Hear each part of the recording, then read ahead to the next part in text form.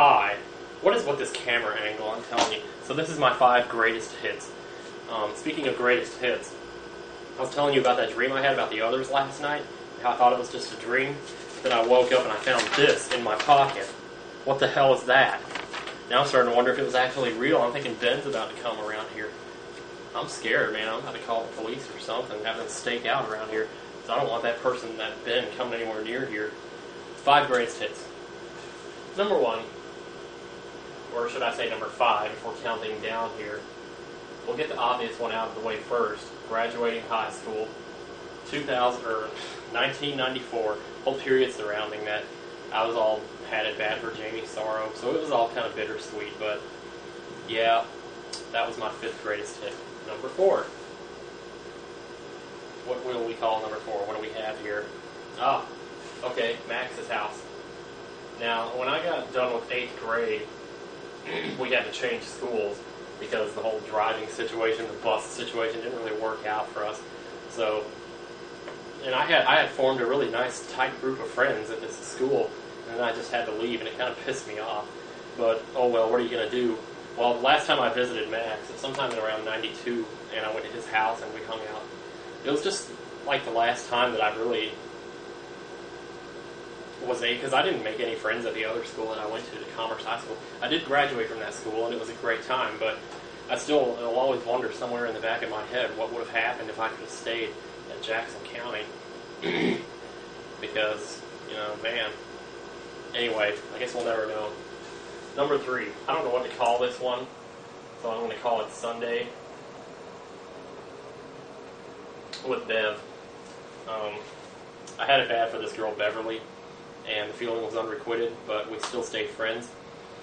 And this one day I hung out with her, and we went to church, of all places. I don't know who was the big churchgoer here, because I sure wasn't. Maybe she was. But, you know, just the two of us went alone. And after we got out, we went to her house and we played Nintendo.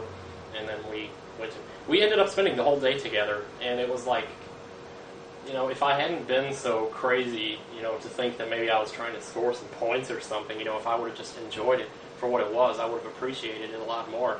Because that was like one of the best days I ever had. Just we just had a great time. We ate pizza, we had Sbarro's, and we went to KFC and talked about Cake, the band, and everything. It was a perfect day. Why couldn't I get that day over and over and over again? Okay, what's going on with this marker now? Number 2 was me, Mark, and Josh at the hospital. This would be the first time that I ever felt like a free man. When I was about 15, we lived 2 blocks down from this hospital. And to walk to the hospital, you would go across this field that was dotted with big old trees. And you would get to the end of the field, there would be a hill that went up at like a 45-degree slope. You get to the top of the hill, it was about 20 feet up, and there was the parking lot to the hospital. Well, me, Mark, and Josh one night, we walked down there, and we sat at the top of the hill just hanging out and talking. And then we started looking into people's cars, because this was back before they had car alarms, or at least they weren't very popular then. We found some bubble tape in one of the cars, so we stole it and we ate it. So anyone who thought I was a saint, think again. That was definitely a good time. We just felt so free. There was like nobody knew where we were. Great times. I don't know if this is really number 1 or not, but I'm going to call it anyway. The Michelle hug. This is the last time I've really been in love, about 3 years now.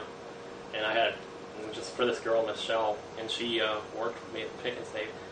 And this one night we were sitting in the break room together. It was about 3 in the morning. And she just, all of a sudden, she started pouring her heart out to me. She was telling me about all these things she was dealing with in her life. And when it was over, it was time for me to go first. So I got up to walk out. But then at the last second, I turned back to her, and I was just like, kind of like, you want a hug? Because I don't, you know, how do you offer that to somebody? There's really no way you can do it without being awkward.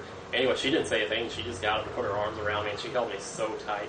And it was like for 15 seconds she sat there just holding on to me, and I didn't expect it to last that long. But she did, and it was like, yeah, after that, I was like trembling for 45 minutes straight just thinking about that after that. And so, needless to say, this was 2 days before Valentine's Day, so I got her a card. It was the one that says, if it would help to know that somebody cares, then you open it up, it says, I'm somebody. So I was thinking about what to write in there. I ended up going with something simple. I just put Ollie right here, sign my name, because I was on my big E.T. kick then. So, yep. Yeah, I should have gotten her like a stuffed animal or something. She ended up getting me a stuffed animal for when I left to go to Virginia, which is so stupid. I don't know why I did that. You know, I keep saying that over and over again. Oh, so stupid, but man, I had that girl. I would have had her if I hadn't done that. I don't know if I would have or not, but damn. So yeah, but nothing, I mean, I can't think of a time that I've ever been more excited about just living, you know, than when she was around. But I guess we'll never know what would have happened if I would have stayed here. Oh well. That's my 5 greatest hits. Have a good one.